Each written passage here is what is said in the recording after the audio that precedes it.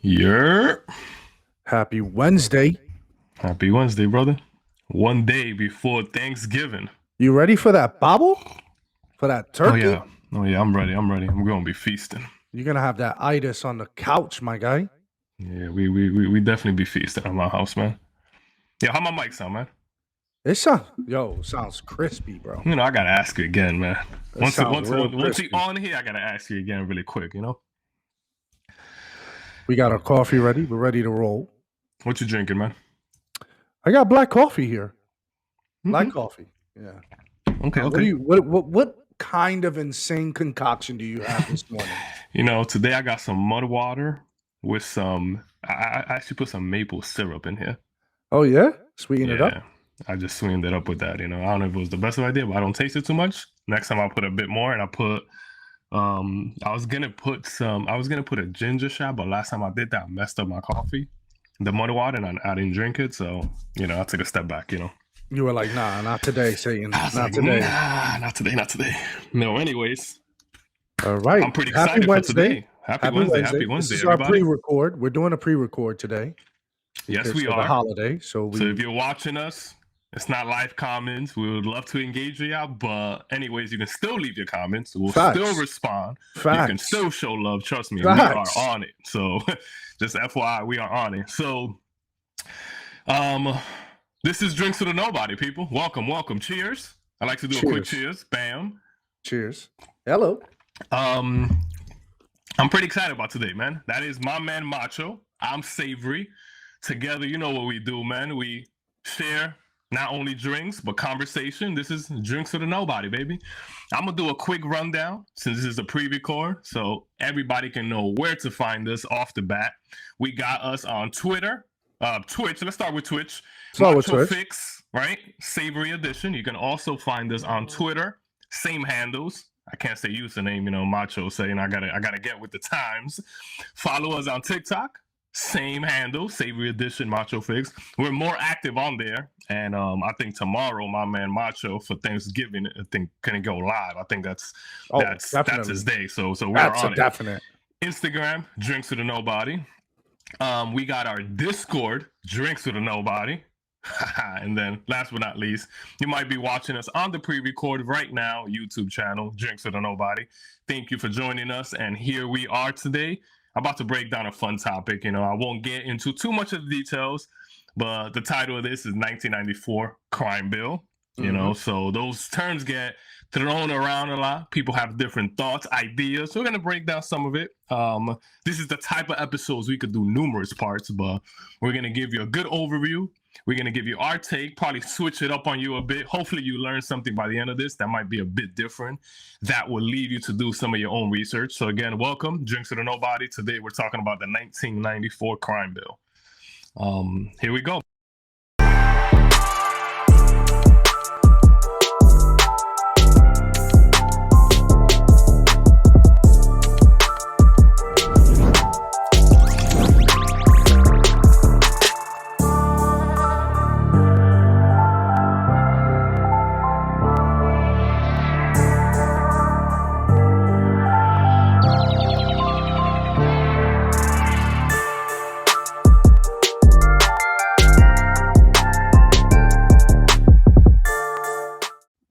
That's right, folks.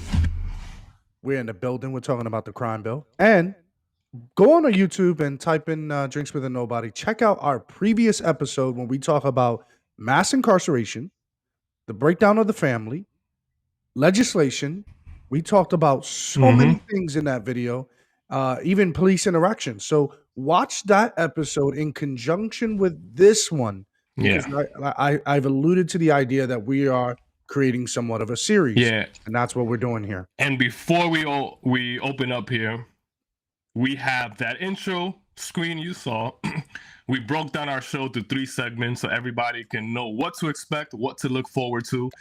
We have the Mind Your Business segment. We have the Nobody versus the Expert, Sip on Sun Facts.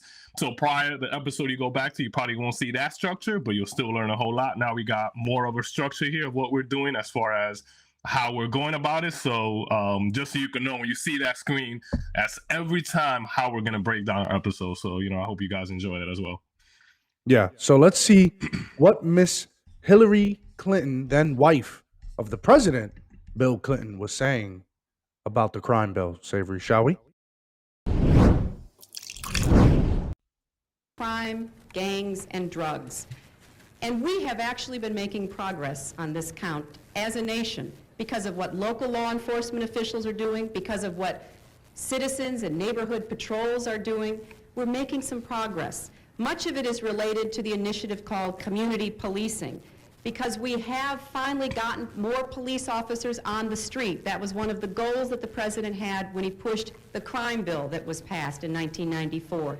He promised 100,000 police. We're moving in that direction, but we can see it already makes a Reminder difference. here of these sentiments that, again, we'll get into this in a bit, but this sentiment that Hillary Clinton, right?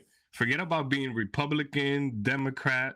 A lot of the country had this sentiment because if you grew up in the hood, what she's talking about, which is what the Democratic Party kind of like deviates away from, is what all the politicians kind of, would you agree, Macho, on both sides of the aisle? We're Oh, talking yeah, about this like was this. Yeah, you mutual. see, there This was was a mutual. consensus about how we needed to take care of it. Yeah, the crime bill was passed by a Democratic majority, but at the end of the day, I'm not going to say the Republicans totally disagree with it as well. Something needed to be done, and it looked pretty good. So keep that in mind as we speak about this, because everybody has their take on the crime bill being so horrible, like Macho says, without looking at the context of that time, right? We got to look back and realize what was Exactly. happening. Yeah, so Judging the past through today's lens is yeah. dangerous. Because if we have more police interacting with people, having them on the streets, we can prevent crimes. We can prevent petty crimes from turning into something worse. Really? But we also have to have an organized effort against gangs, just as in a previous generation we had an organized effort against the mob. We need to take these people on. They are often connected to big drug cartels. They are not just gangs of kids anymore. They are often the kinds of kids that are called super predators. No conscience, no empathy. We can talk about why they ended up that way, but first we have to bring them to heel. And the president has asked the FBI to launch a very concerted effort against gangs everywhere. Talk now, ask questions later. Talk now. Ask questions Let's later. let's talk about what you just Yeah, said there. okay, When we're yeah. talking about gangs, right? There's an immediate distinction between gangs, Savory, Mhm. and the mob. What is that? Gangs and the mob. I What would is say the what comes to mind, the distinction is organization. Is well, just an think just actual more shallow. Just think more shallow than that.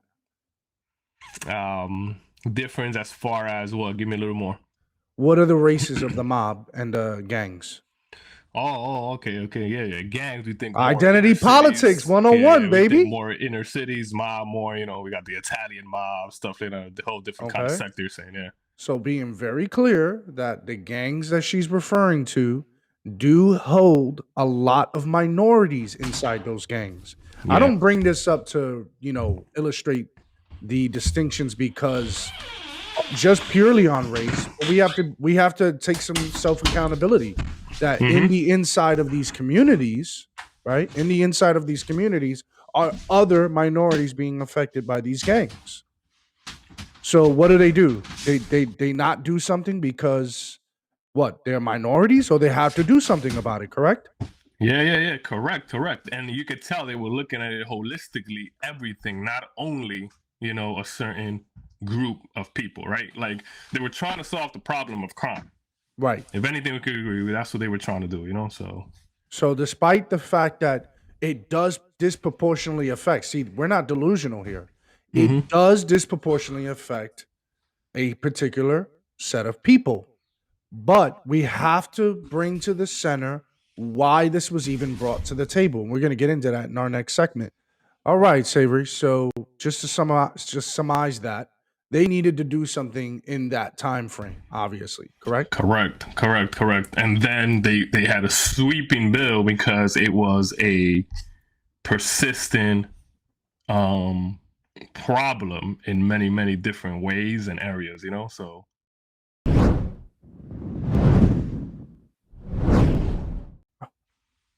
All right, here's the infamous Ileana Omar and what she said in contrast to Hillary Clinton.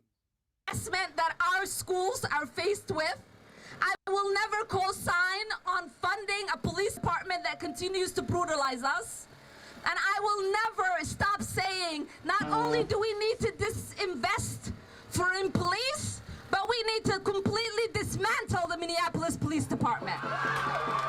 This woman is really crazy. Like, how does that solve your problem? Well, this And woman is I have to crazy. do this. I have to do it, Savory.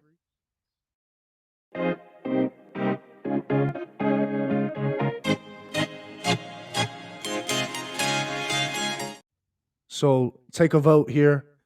Yay or nay on Ileana Omar, mind your business. That's a super yay. That's like, right. this is the city just voted like to not do that. So I mean, obviously her yeah. sentiment, it's just. Well, she has a pulse on the extremist minority of Minneapolis, not on the actual city. This is what these people do, and yeah, this is insane. Like I don't know how that would solve any problem at all. So yeah, It doesn't. It That's a doesn't dub solve for me. anybody's problem. And again, she wants to exasperate the problem to keep herself employed, to keep people depending on her. This is what I call race hustling Mhm. 101. If I she in that clip I just played, she talked about how police are killing our people. They're killing our people. She kept saying it. She kept saying it. Mhm. Who is killing your people? The police ain't killing your people. Minorities are killing your people. So I don't understand where she gets off by these exasperated, dramatized statements. This doesn't make any sense. The But facts are not on her side. It is crazy how she would secure a job by doing that, because now you run again and talk about all these problems. This is what I tell what is a cycle that never ends with politicians. You run Facts. again, and then you have this cycle of problems you need to solve. So a politician at a local level that actually defunds the police actually secures their job, because they'll do it again, and then the problems will get worse, and they'll say, now that we defunded, we need to take this step. Now that we took this step, we need to do a little more of this, and they'll just keep feeding you. Oh, they're not what's letting next. us defund. They're not letting us defund. This goes down to the system, and we need to break down the system now. Yeah. What? Now that we defunded, the system needs to now help with this. Now we need more mental health facilities. It was going to be a never-ending game. That's why it's very dangerous, and we trust these politicians. But yeah, I agree. that's I a agree. no But for you me. did change my mindset about the whole idea of voting.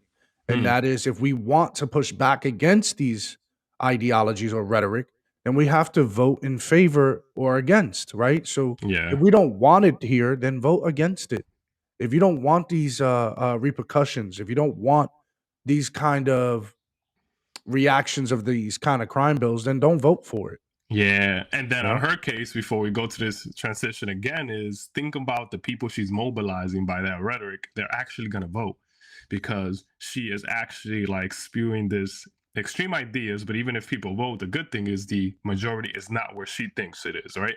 But anyway, she is mobilizing a good amount of people to vote, because she's painting a vision of what can happen if you defund the police. It's a total BS, it's total lie, but she's still mobilizing a good group of people, which us, as the other side of the aisle, whatever that might be in your local level, you have to respond somehow and mobilize your people, So That is a fact.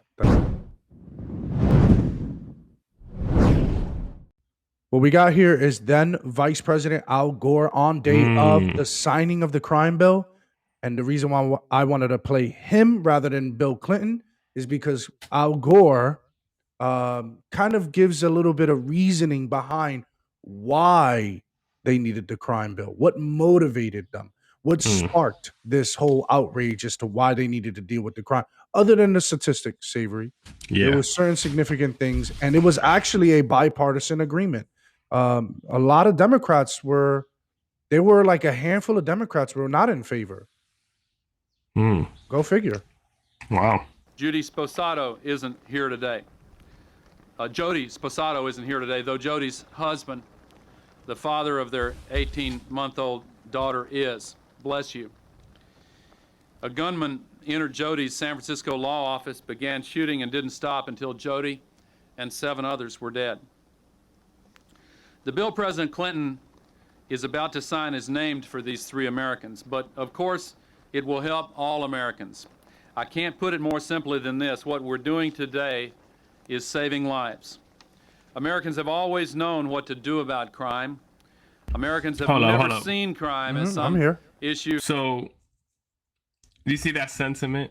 Is there truth in that? That bill saved lives, although so many minorities and other people ended up being locked up through, sentences that were just way too severe for these, drug cases. But is there certain truth in that to explore? Like, did they save some lives in reality?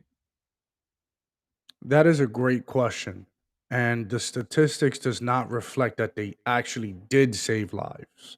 But I think what the essence of this crime bill was for, and Al Gore spoke about it here very perfectly, was that if you put someone in jail, they can't have access to the resources to kill people. So if they commit a crime earlier, then they can stay in jail and serve out their full terms, and maybe this would stop. Now, this opens the door to other problems, though, Savory. And that is when a person goes to jail, they're marked, and they're marked for however long they live, which means they probably don't have access to the resources because of that. They won't have So, meaning like positive resources, like positive reinforcement in society. They won't have access to that because again, they either first time felons, misdemeanors on their record, they deny jobs, they can't make a honest wage, whatever the case may be. That fuels into that other excuse that society has promoted. yeah, but at the same time, wouldn't you say a lot of these people from all different races who got locked up were committing severe crimes of murder, right? So I would even say, I'm saying to myself, like, in a way, it was horrible because the effects of the bill didn't plan out as intended, right? But at the same time, a lot of people were dying and they got people off the street. The problem is, as they got the murderers off the street, they got the people with petty crimes and all that off the street with like unfair sentences. You know what I'm saying? Like Yeah. stuff with drugs. That was the problem. I think part of the crime bill that came in because remember, in the crime bill, we have what we call the Anti-Drug Abuse Act, Yes. right? So within that, that was a legislation that was part of the crime bill, and that actually was the part that kind of was just very unjust when people talk about the left talks about the severe problems of minorities being locked up for same crime or the powder cocaine dilemma and all that, so that was Yeah. bad. But there was a part of it, look, it was murders, people getting off the street as well, right? Drugs on the street, gangs are rising up, taking over these communities. We cannot forget that we can't talk about how they were putting black and brown people in prison at a high rate. We need to talk about what they were doing to other black and brown people that they needed to face some kind of consequences.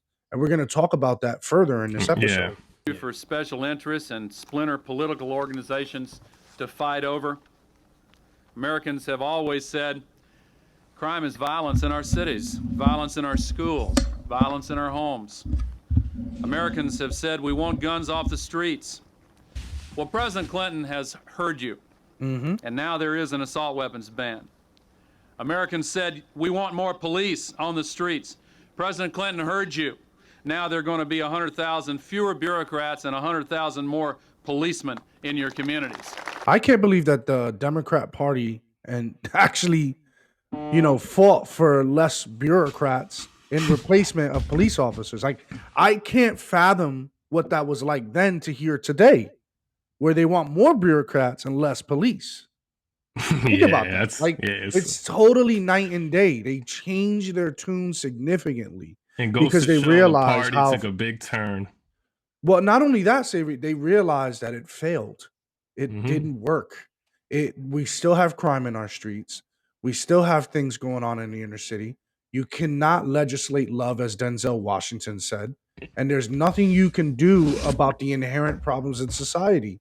So you have to discuss not a solution, but a trade-off. What are we to do about these crime bills? Yeah. So, do you want to give a brief synopsis as to why the crime bill was even passed? But before you do that, Savory, Yeah. one of the people that Al Gore mentioned in this introduction before he had Bill Clinton come up to the podium and before they signed the crime bill, a young boy, 9 years old, wrote Bill Clinton this letter. Here's what it said: "Dear Mr. Clinton, I want you to stop the killing in the city. People is dead, and I think that somebody might kill me. So would you please stop the people deading? I'm asking you nicely to stop it. I know you can do it. Do it. I know you could. Your friend, James." And this was a young boy, a young black boy from New Orleans. 9 days after him writing this letter to Clinton, he was shot and killed. Wow. Okay. So, what are you to do after you get a letter like that at your table of a young boy as young as 9 years old in 1993, 1994, begging you to do something about this? And then they look back at that and say, this bill was written to lock up black people? Are you guys waking up to this? This is what I'm trying to say. Savory. Yeah. No, that's a great point. That's a perfect transition to the crime bill, right? But then the details within that caused some of the talking points that we hear today, what I would argue some of it is true, right? So for example, let's break down, right? By the way, the movement started in the Nixon crime era, that they call it, by the way, right? So we're talking about specifically the crime bill, but let's keep in mind that crime was rising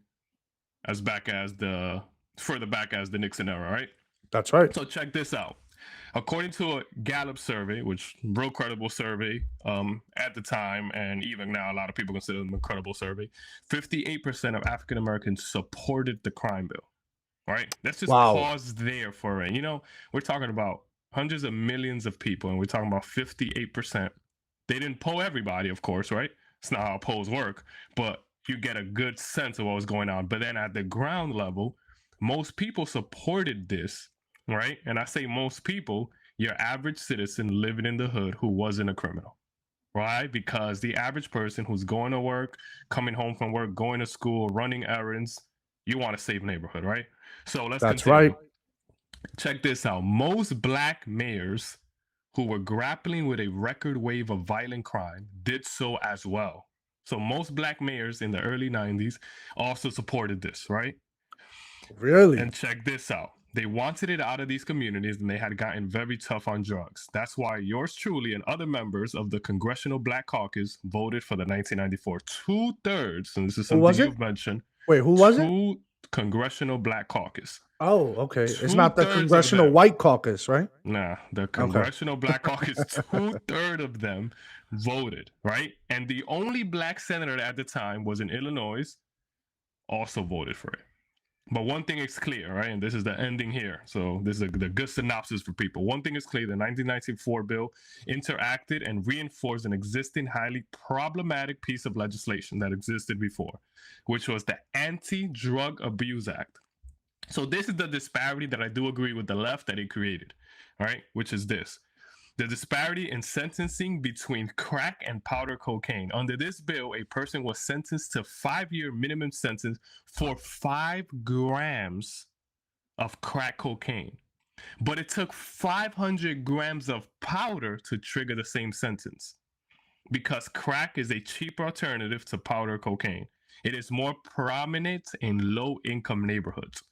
These neighborhoods are more likely to be predominantly black. All right. So again, they did disproportionately target minority communities, but again, it was a consensus from the country, the mayors, and the Black Caucus, because they thought that was going to be the way to reduce crimes, which is very interesting to me. Again, which is why we have to be very wary of trusting government with these solutions, because I just read you the go of it and it sounded good. You might disagree with it today, but at the time, if you were in those circumstances, most likely you would be part of the majority because you wanted drugs and crime off the street.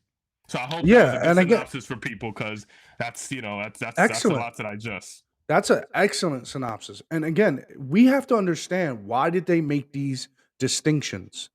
If the argument, I was just talking to Savory off air about it, if the argument is that the numbers reflect that blacks and browns Americans are highly disproportionate by mass incarceration, right? Hmm. And we're going to use that argument because of the small population. Can we also fit that into the argument of the small population using these dangerous drugs? So the Congressional Black Caucus wanted to do something about that to limit the spread of it, the spread of Yeah. use of it.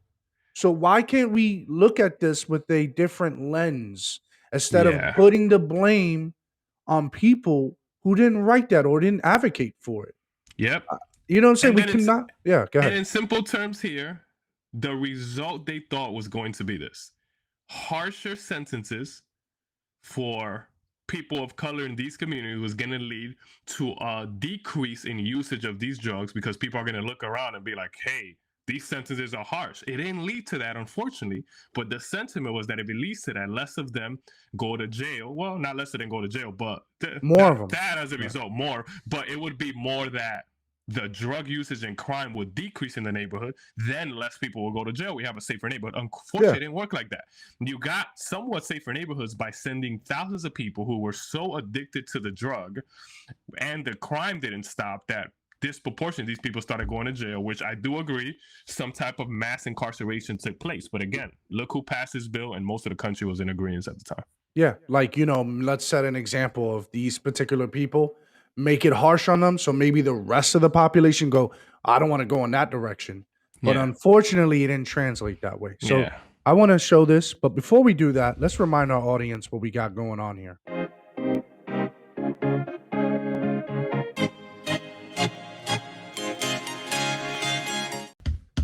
Michael Fortner,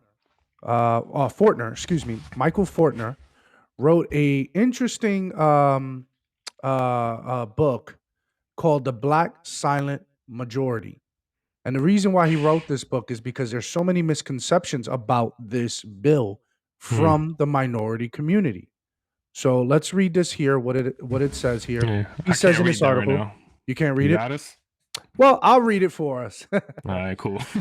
For Michael Frunner, a professor of human studies at the City University of New York, and the author of the 2015 book, Black Silent Majority, the two essays are emblematic of a tendency on the left to gloss over an important fact about the 94 crime bill.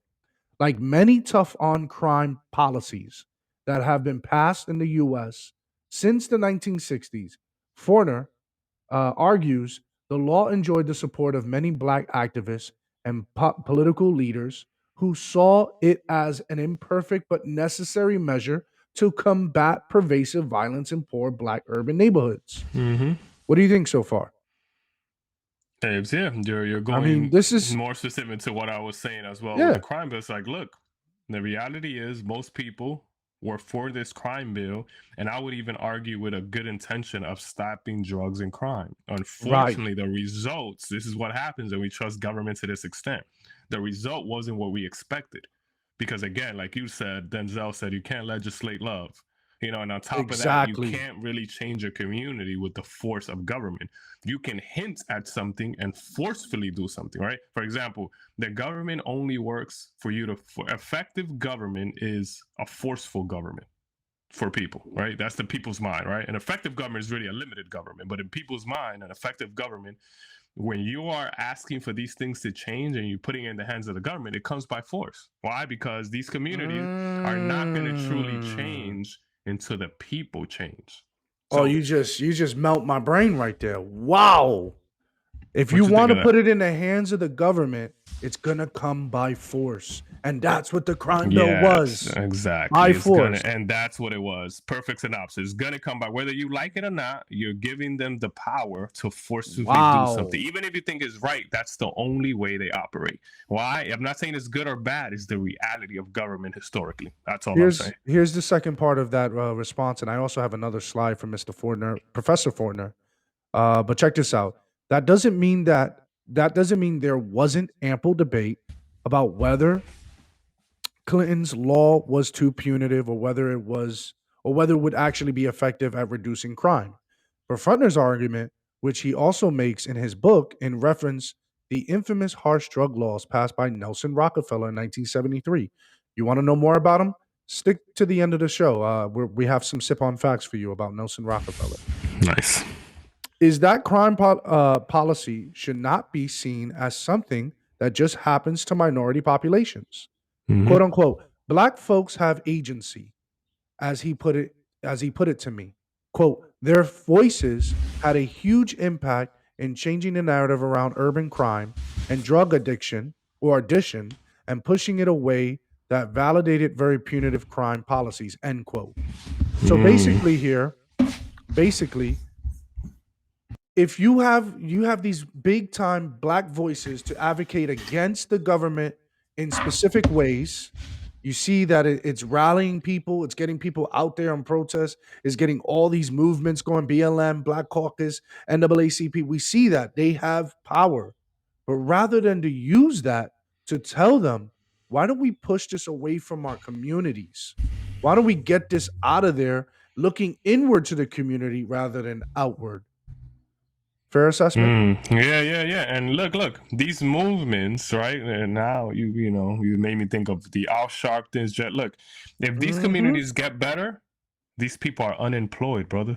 You understand that? If Right. these communities seriously get better, they're unemployed. Why? Because people would be on their feet, making their own progress, but they come what we call and many other people call race hustling. Race hustling is on the heels of this event, you make it racial, you go on the heels of that to pass a certain law or say a certain thing, certain rhetoric that leads to a certain way of thinking in the minority community. Race hustling. Right. And this is why we're here. Nobody versus those experts, because we have other people who contradict them. We have, Yes. listen, you want to listen to them, that's fine. But listen to other people who are speaking in these communities, and then you can get a more rounded approach. You can get things you go, okay, maybe it wasn't as simple as a one size fits all mechanism here. Or maybe it was not the white people who did this to us. Mm-hmm. Just consider those things. Check out also what Fortner said in this article here. I know probably we can't see this, but Yeah, you I can read have it it to us. here. I have it here. Someone asked him a question. I recently heard you say that undoing the disaster of mass incarceration requires a serious reckoning with the problem that triggered it, crime. Okay. What did you think of how these two essays handled that issue? He says, if you read these two pieces, you'll get the sense that crime policy was not developed to solve any problem, that these laws were created just to put away black folks. In many ways, I started my journey in this literature, because I thought the dominant scholars were completely ignoring the effects of crime on people's lives. I grew up in Brownsville, a high crime neighborhood in Brooklyn, and I remember what crime felt like. And these academic discussions, these ideological discussions about crime, completely ignored the terror in the streets. They completely ignored how crime shaped whether you went to church at night or how you felt coming home from work. I think this is an excellent illustration, folks, of just how we need to actually look at these things rather than looking outside and blaming. If you look inside these communities, what me and Savory are talking to you from, we're talking from these communities. We're Mm-hmm. seeing it around our neighborhoods. We're feeling the terror around our neighborhoods. And we want to stop that by these kind of forums, right? We're having Drinks for the Nobody to better educate, to bring the discussion to the center. When we have these discussions, we hope that people would open up their minds. Don't become woke. Get awake. Awaken yourself to bigger, broader perspectives that not everything is what it appears to be. I hear you Exactly. jabbing. I hear you jabbing at the keys over there. Yeah, I was looking up so the audience can know crime rate, Mhm. the murder rate in 1994 for Brownsville, Brook. You know how my mind works. I'm just Oh trying to yeah, connect let me some hear dots. this. So, I'm curious. so this is just interesting. I'm pulling it up here. I got a few different ones I'm trying to see. But all I know is I remember growing up hearing about Brooklyn prior to my time and during my time that is not the place you want to be, right? Ooh, It is anything is you didn't want to walk by Brooklyn. So I'm curious Brownsville, right? This is an article in the Time. Brownsville, inside one of Brooklyn and the nation's most dangerous places. Look at this. Brooklyn's most dangerous neighborhood. So at the time, again, I don't know if I'll see the exact numbers, but the point here is the crime rate in Brooklyn in the early 90s to late 80s was crazy. And we're talking about not only crime, we're talking about murder rate, right? We'll come back probably if I find the exact number, but let's keep moving. But again, these are numbers that people can't fathom when they hear sometimes, because we're not there now in America, thank God, in many of these places. Maybe some inner cities are, their crime is rising for a particular reason. That's a whole nother episode. But these crime rates were a serious thing where people, again, didn't, I think you're getting into some of this, didn't feel safe even in the daytime, which is crazy. This screen here of Michael Fronter, or Fortner, I keep saying his name wrong for some reason, Fortner, where he gives this this presentation on his book, pretty much, The Black Silent Majority. But specifically, he talks about what people were saying in the 70s. And check this out. The over policing was critical. But the other part of the story that wasn't being told was the underprotection, and how communities of color, particularly in New York, responded to that underprotection. And so I went to Harlem in the late 1960s, Take that sip, brother. early Take that sip. 1970s, and try to figure out, how did they respond to growing crime rates? How did they respond to increasing drug addiction in their community? And here is a op-ed in the New Amsterdam News, New York's, one of New York's black newspapers at the time.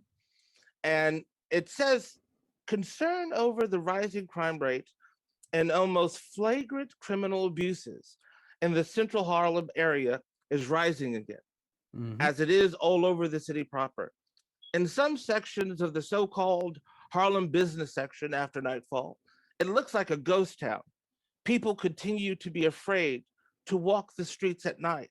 Churches, lodges, and other fraternal organizations curtail or even discontinue evening services and meetings. Even more serious in the Harlem Central District, however, is the fact that crime conditions and fear are just as prevalent during the daytime hours as at night. But then this piece continued, and it said, the silent majority of Harlemites who sit by and watch their community be taken over by criminal elements without taking any kind of stand are simply surrendering to these elements. The responsibility of fighting crime lies among us, and this means lending support to those who are already on record as leading the fight against the muggers, the dope pushers, and any of the others who profit by illegal activities to the point wherein none of us is safe. And there you go. He's giving a perfect illustration of what people were saying at that time. People were saying things like this: it is our responsibility to push them away, it's to get them out. We can speak up, we can say things, we can't allow them to take over our inner city. Right, Saber? So, I mean, if we have any encouragement, we can encourage people to do what, do the opposite of what they're saying. Push people out, get them out of there, so that we don't have these harsh crime bills to be passed, because we don't know how it's going to reflect in our society. Yeah, and we have to find strategic ways to solve some of these issues without the government playing their card to this extent, right? There's a place to pass these bills, to have police. This is all proper. When you have to use that as a force to change a community, it's not going to happen. Police are really there to, again, when a community's bad, police is out there applying the law, right? So ultimately, they're not really changing much, but they're necessary because they're applying the law and getting criminals out of the street. That's a beautiful thing. So people are not just doing crazy things. Make sure people are safe. Yeah, make sure people are safe. But at the end of the day, do they really change it? No, the legislation has to be different, or not even the legislation, the cultural shift between ourselves, So yeah.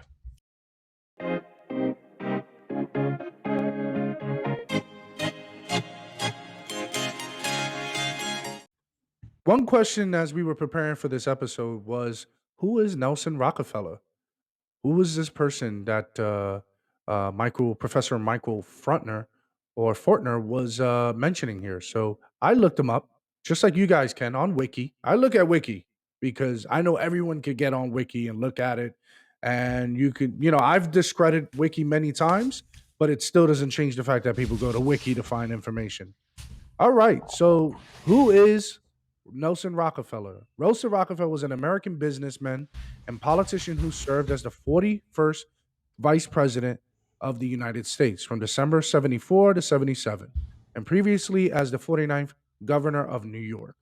So you see the connection there. He also was a politician in New York from 59 to 73. He also served as an assistant secretary of state for American Republican Affairs. Here's another thing I also wanted to bring out here. Rockefeller was a Republican who was often considered to be a liberal, a progressive, or a moderate.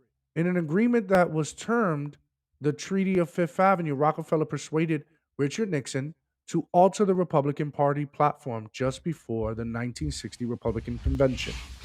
So he's known as a Republican, but was said or criticized or even, I guess, talked about as a liberal, as a progressive. And this is not Interesting. new. This is not new just to Nelson Rockefeller. This was also said about LaGuardia, who was the 99th mayor in New York City history. He was said to be a liberal, progressive. Do you guys get the trend of where we're going here?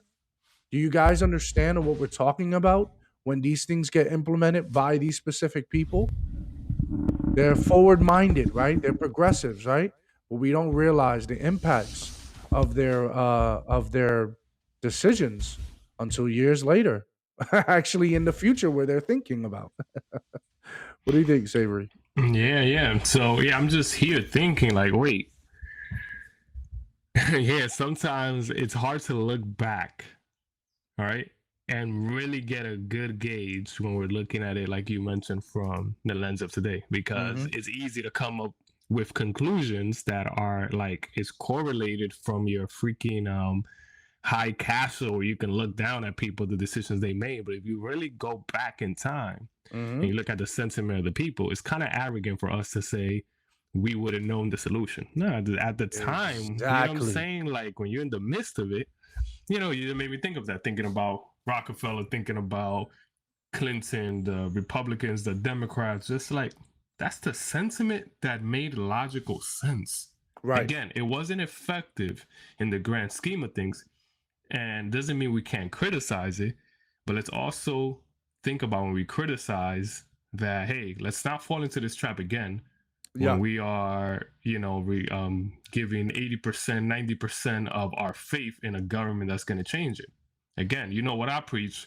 It's not going to end how you like it when we put that much power in the hands of the government. So, Yeah, I mean, the highlight of today is if you want to shift things to the hands of the government, it's going to come by force. That's how they exactly. implement by force. By Exactly. us, if you leave it in our hands, we get to come to agreements. We get to do what we're doing now, have our discussions. And being that we're ending this show, I want to implore, I guess, encourage you. If you are watching this episode, please share this.